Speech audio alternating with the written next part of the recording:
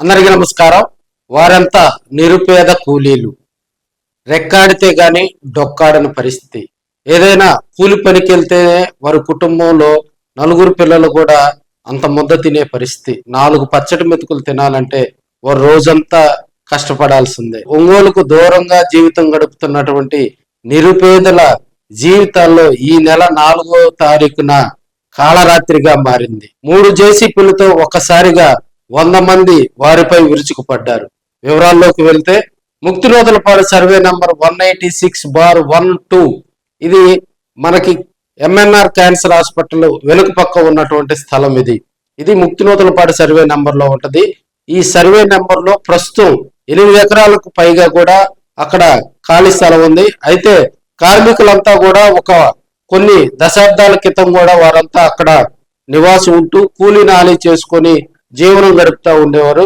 దీనికి సంబంధించి గతంలో ఈ స్థలాలకు సంబంధించి కూడా అనేక ఇబ్బందులు జరిగాయి. గతంలో అనేక కొట్లాటలు కూడా జరిగినటువంటి పరిస్థితులు మనం చూస్తూ ఉన్నాం. 186/12 దీనికి సంబంధించి కొంతమంది ఈ స్థలం తమదేనంటూ గతంలో కరోనా టైంలో మేము దాన్ని వదిలివేయటం జరిగిందని, కరోనా టైంలో బయటకు రాకపోవడంతో ఆ స్థలాన్ని కూడా ఇక్కడ ఉన్నటువంటి నిరుపేదలు అక్కడ ఇళ్లు వేసుకొని మమ్మల్ని ఆ స్థలం ఖాళీ చేయమని వెళ్తే తమపై దాడులకు దిగుతున్నారని కొంతమంది ఆరోపిస్తా ఉన్నారు.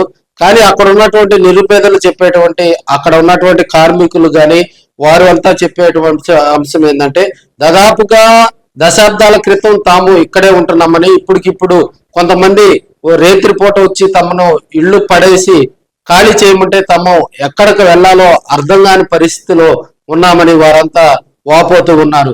దీనికి సంబంధించి తాము గతంలో కోర్టులోకి వెళ్ళామని, ఇంజెక్షన్ ఆర్డర్ ఉందని, ఎటువంటి ప్రభుత్వం తరపు నుంచి కానీ, పోలీస్ శాఖ తరపు నుంచి కానీ, రెవెన్యూ శాఖ తరపు నుంచి కానీ ఎటువంటి నోటీసులు ఇవ్వకుండా తమ స్థలంపై అప్పటికప్పుడు 3 జేసీపీలతో 100 మంది ఒకసారిగా విరుచుకుపడి తమ స్థలాలను ఇళ్లను కూల్చివేసి ధ్వంసం చేసి గందరగోళ పరిస్థితులు సృష్టించారని కార్మికులు వాపోతున్నారు.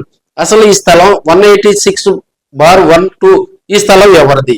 ఇది ప్రస్తుతం అయితే ఈ రోజు సాక్షిలో కనుక చూసినట్లయితే ప్రభుత్వం ఇనాం భూమిలో ఉందని వారు ఒక కథనం కూడా ప్రచురించడం జరిగింది. అయితే ప్రధానంగా కూడా కూలి చేసుకునేటువంటి కార్మికులపై ఒక్కసారిగా వారు విరుచుకుపట్టడం, పోలీసులకు ఫిర్యాదు చేసిన, కలెక్టరేట్ గారు ధర్నా చేసిన, రెవెన్యూ అధికారులకు ఫిర్యాదులు చేసినా కూడా ఏ అధికారి పట్టించుకోకపోవటం కొసమెరుపు. అసలు ఆ స్థలం వాస్తవంగా ఎవరిది? కార్మికులు ప్రస్తుతం నివాసం ఉంటా ఉన్నారు.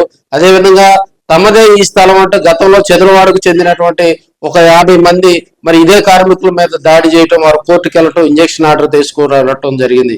ఒకవేళ ఆ స్థలం గనక మరి ఇప్పుడు ఖాళీ చేయించడానికి వచ్చేటువంటి వ్యక్తులు గనక అయితే వారు ఏదైనా ఉన్నా కూడా కోర్టు ద్వారా రావాలి, లేదంటే అధికార యంత్రాంగాన్ని తీసుకొని కనుక వస్తే దానికి సంబంధించి అక్కడ ఉన్నటువంటి కార్మిక నగర్లో ఉన్నటువంటి వారి దగ్గర ఉన్నటువంటి కోర్టు ఆదేశాలు, అదేవిధంగా వారు ఆ స్థలాలు తమదే అని చెప్తా ఉంటే దానికి సంబంధించి వారి దగ్గర ఉన్నటువంటి నివేశన పత్రాలు ఇవన్నీ కూడా అధికార యంత్రాంగం పరిశీలిస్తుంది.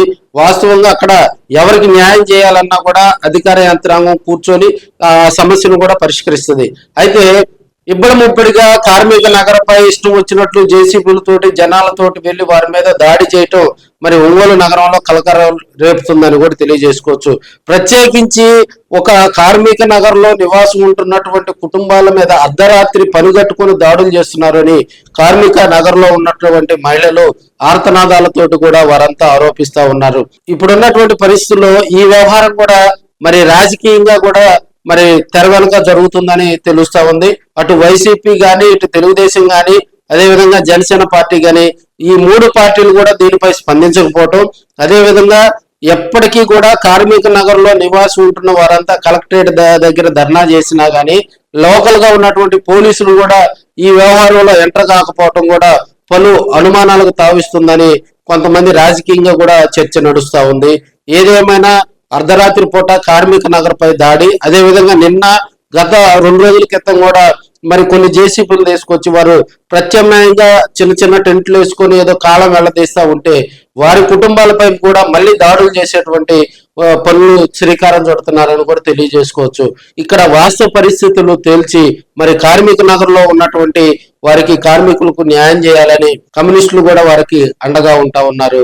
ఈ స్థలం తమదే అని, తాము ఏళ్ల తరబడి ఇక్కడే ఉంటున్నామని, చచ్చే వరకు ఈ స్థలాన్ని వదిలిపెట్టి వెళ్లే ప్రసక్తి లేదని కార్మిక నగర్ లో ఉన్నటువంటి మహిళలు, అక్కడ నివాసం ఉంటున్నటువంటి కొంతమంది యువకులు మరి బల్లగుద్ది చెప్తా ఉన్నారు. ఈ స్థలాన్ని ఖాళీ చేయించే వరకు వదిలిపెట్టేది లేదని, మరి ఈ కార్మిక నగర్ స్థలం తమదేనని చెప్తూ కొంతమంది యువకులు మరి అక్కడ జేసీపీలతోటి కూడా రణరంగం సృష్టిస్తున్నారని తెలియజేసుకోవచ్చు.